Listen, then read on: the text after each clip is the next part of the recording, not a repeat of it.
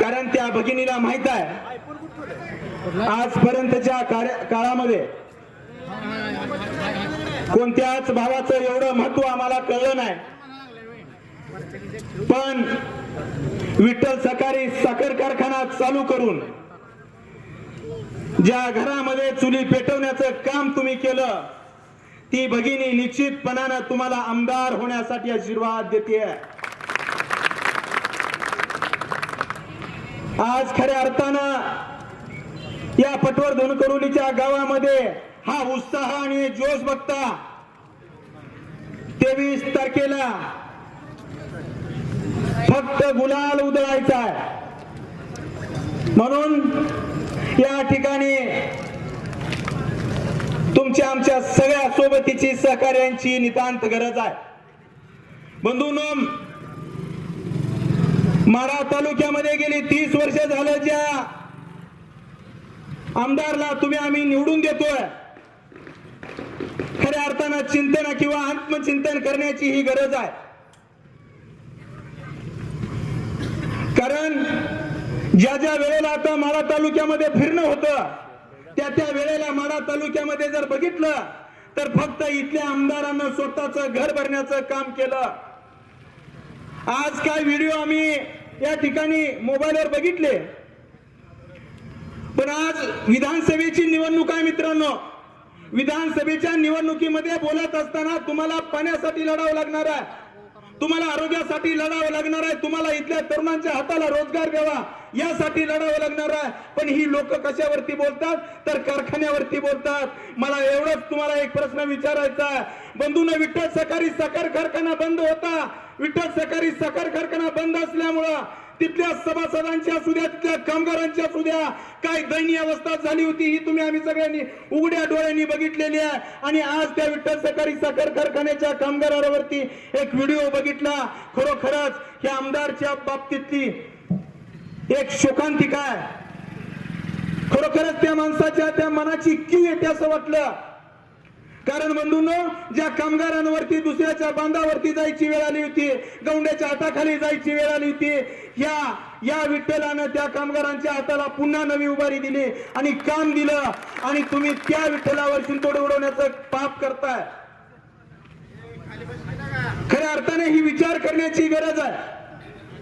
निवडणूक ही विधानसभेची आहे बंधूंनो। आपला पंढरपूर तालुक्यातील 42 गाव असू द्या, माढा तालुक्यातील असू द्या किंवा माळशिरस तालुक्यातले असू द्या, रस्त्याचा प्रश्न गंभीर आहे, पाण्याचा प्रश्न गंभीर आहे, त्या ठिकाणी औद्योगिक विषय गंभीर आहे। या सगळ्या गोष्टीचा विचार करत असताना निश्चितपणानं येणाऱ्या 20 तारखेला तुम्ही आम्ही सगळ्यांनी या ठिकाणी आदरणीय आबांच्या पाठीमागं खंबीरपणानं उभा राहायचं आहे। जाता जाता शेवटचा एक सिद्धांत तुम्हाला या माणसाच्या बद्दल सांगतो आणि माझी रजा घेतो। बंधूंनो, एक राजा असतो, राजा जंगलामध्ये फिरायला जातो आणि राजा जंगलामध्ये फिरत असताना त्याची आणि त्याच्या सैन्याची चुकामुक होते। त्याला रस्ता बाहेर निघायचा, त्याला रस्ता सापडत नाही, त्याला बाहेर कसं निघायचं हा प्रश्न पडलेला असतो। फिरत फिरत तो एक रस्त्यानं जात असताना त्या ठिकाणी त्याला एक 15 वर्षाचं पोरग दिसतं। त्या पोराला तो राजा म्हणतो की बाबा मला बाहेर जायचंय, मी माझ्या सैन्याबरोबर या ठिकाणी फिरायला आलो होतो, मला बाहेर जायला रस्ता सापडणार, मला बाहेर जायचंय, मला मदत कर, मला बाहेरचा रस्ता दाखव। त्या वेळेला ते पोरग राजाला घेऊन जंगलाच्या बाहेर येतं। बाहेर आल्यानंतर पुन्हा राजा त्या पोराला म्हणतो की बाबा माझं सैन्य सुद्धा या ठिकाणी जंगलामध्ये कुठेतरी गेलेलं आहे आणि त्या माझ्या सैन्याला सुद्धा हुडकण्यासाठी मला मदत कर। त्या ठिकाणी त्या राजाच्या सांगण्यावरून ते पोरग त्या सैन्याला हुडकण्यासाठी जातं, शोधण्यासाठी जातं। त्या वेळेला ते शोधत असताना ते सगळ्यांना शोधून त्या ठिकाणी रस्त्यावरती आणतं आणि त्यावेळेस ते पोरग त्या राजाला म्हणतं, महाराज तुम्ही लवकर निघा, पाऊस येणार आहे। राजा तसाच महालात जातो। महालात गेल्यानंतर राजाच्या डोक्यात प्रकाश पडतो। 15 वर्षाचं पोरग आहे, कसं काय तर त्यानं मला रस्ता शोधण्यासाठी मदत केली, त्यानं सांगितलं, त्यानं भविष्यवाणी केली, त्यानं सांगितलं पाऊस येणार आहे, पाऊस आला। बंधूंनो, त्याच्या डोक्यात रात्रभर विचार आला। सकाळी त्यानं सांगितलं, त्याच्या प्रधानाला सांगितलं, जा, अरे तो चाणाक्ष पोरगा आहे आणि चाणाक्ष पोरगा आपल्या मंत्रिमंडळात पाहिजे। म्हणून तो त्या राजा प्रधानाला सांगतो, जा त्या पोरांना घेऊन या। घोडा सजवला जातो, राजवाड्यात नेलं जातं। बंधू त्या पोराकडे, त्या गावाकडे, त्या ठिकाणी त्या पोराला आणायला सैन्याला पाठवलं जातं. सैन्य गावात त्या पोराला आणायला गेल्यानंतर त्या ठिकाणी त्या पोराला घोड्यावरती बसवलं जातं. त्या मुलाला घोड्यावरती बसवल्यानंतर ते मुलगा काय करतो तर शेपटीकडे मुंडकं करून बसतो.